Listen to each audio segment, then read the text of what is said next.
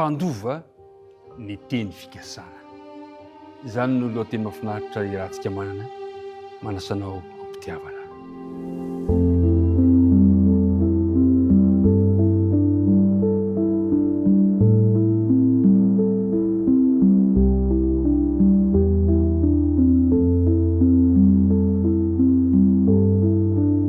Mpiara-midinika namana isany amin'ny anaran'i Jesosy ilay nitantana antsika nanome hery sy fahasalamana ao antsika no anolorana ny fiarabana fiaino hafaliana ho antsika tsirairay avy. Tononona mandrakariva ao amintsika ny fahasoavana sy ny fiadanan'ny Tompo. Iaraka hivavakantsika tompoko. Ray malala any an-danitro, indreto ny raha iny zanakao, fa tafahoana ampiaonao amin'ny alalan'ity fandaharana ity handinika indray ny teninao. Tomoera Tompo antiam-ponainao, mampianaranay ary aoka mba vita fihavanana aminay, aoka esorinao ny hevitra rehetra izay mampisaraka anay aminao. Kehitriny ary ny fanainao masina ilay fanampitaridalana no irina hitarika izao fotoana izao, ka tonga izany fitahiana manana ambiampy ho an'ny tsirairay avy. Amin'ny anarana Kristy nangatana ny vavaka. Amen. Ny andininy natao tadiana no andeha niboantsika izao fiarahana izao ry mpiara-midinika namana Josoa toko voalohany, ka ny andininy fahafito manao hoe koa mahireza sy matanja ianao, hitanemanao hanao araka ny lalàna rehetra izay nandidiny Mosesy mpanomboka anao. Aza miala aminy, na ho amin'ny ankavanana na ho amin'ny ankavia, mba ho ambiny anao amin'izay rehetra alehanao. Inao fa mandeha tsy moramora ambavantsika izany andeha nytsoratra masina izany. Ny lohateny androany dia hoe mpandova ny teny fikasana. Manasanao indray mba hamaky indray ny andininy voalohany amin'ny Josoa toko voalohany, ka ny andininy faharoa sy fahatelo. Efa maty Mosesy mpanomboka, koa mitsangana mitahy ity Jordana ity ianao sy ireo olona rehetra ireo any amin'ny tany izay omeko anao, dia ny zanak'Israely. Ny tany rehetra izay hodiavy faladianareo dia efa nomeko anareo araka izay voalazako tamin'ny Mosesy. Misy baiko, misy antso omena an Josoa, fa maty Mosesy. Mitsangana ianao. Manana olona mandrakariva Andriamanitra hitarika ny vahoakany. Manana olona mandrakariva Andriamanitra hiara hiasa aminy. Eto dia Josoa no nantsona, fa androany ianao no asaina, ianao no andeha antsona. Ambaran'i Jehovah eto amin'ny Josoa fa efa omeny azy ny tany. Kanefa eo ankilany dia hoe efa nomeny azy. Inona ary no hevitr' izany? Fanomezana, inona no hevitr' izany toa hoe omeny, kanefa voalaza fa efa nomeny. Ry mpiara-midinika namana, ny mahafinaritra dia izao, fanomezana avy amin'i Jehovah ny tany. Izy no tena tompony izany.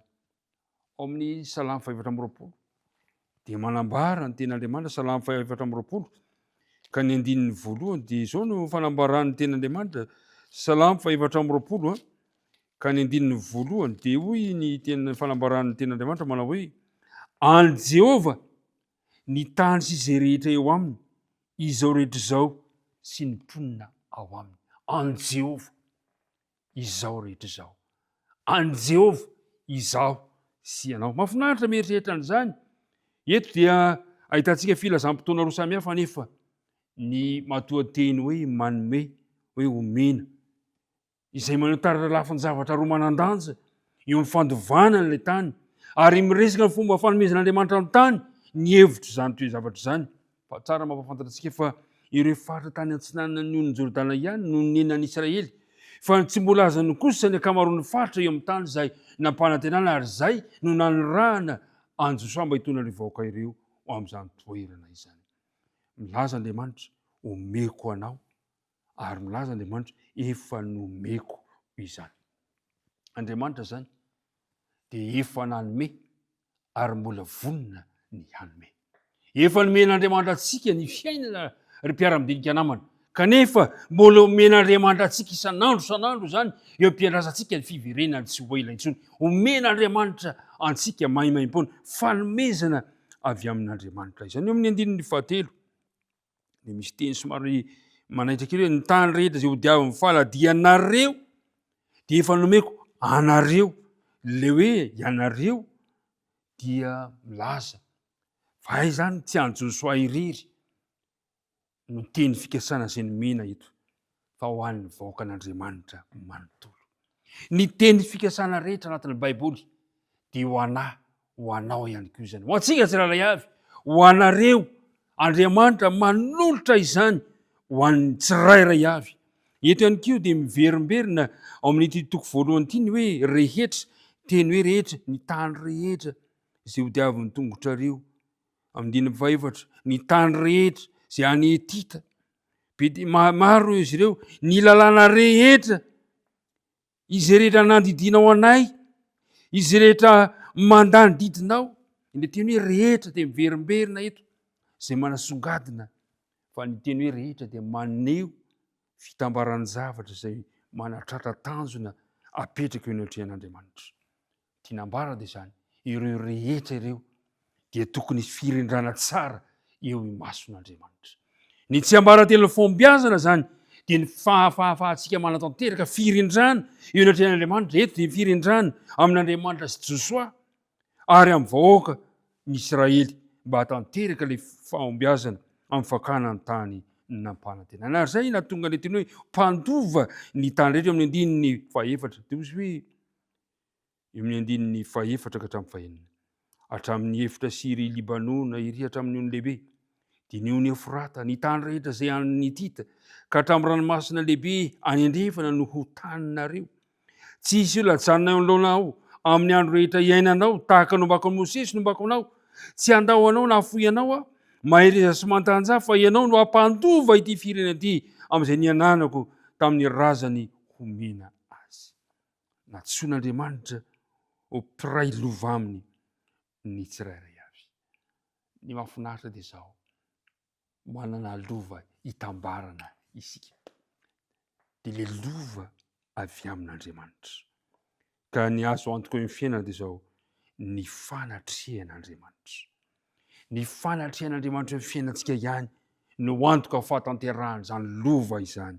Hombanao aho, zay le voalaza teo, hombanao aho, o Jehovah. Dikan'izany dia zao, eo amintsika mandrakariva ny fanatrehan'Andriamanitra. Antoka ho antsika mba ahafahantsika mahazo ilay lova omen'Andriamanitra antsika. Ny fanatrehan'Andriamanitra eo amin'ny fiainantsika. Ny fanatrehan'Andriamanitra no an'ny ilain'i Josoa mba ahitana fahombiazana amin'izao hiraka ampanaofina azy izao. Ny mpiara-midinika namana, naiza androan'Andriamanitra anao androany, naiza alehanao androany miasa mandraranao, dia mba hahatonga fahombiazana ho anao amin'ny tontolo andro ity, ataovy tsapanao fa eo amin'ny fanatrehan'Andriamanitra ny tontolo andronao. Ombanao any Andriamanitra, tsy hamelanao irery samia tahian'Andriamanitra ny tsirairay avy. Hivavaka antsika tokoa. Ray malala any an-danitro, indreza ny hafalianay fa manan'Andriamanitra zay manomana lova ho anay. Manan'Andriamanitra zay manatrika anay ary manan'Andriamanitra zay mivimbina sy mitantana anay. Petraka-tananao ary ny tontolo andronay androany, ka dia atsapo izahay fa nahita fahombiazana. Atsapo izahay fa teo mandrakariva ny fanatrehanao. Dia petraka-tananao hatrany ny hoavinay, ny vavaka tononona sy angatany amin'ny anaran'i Jesosy irery ihany. Amen.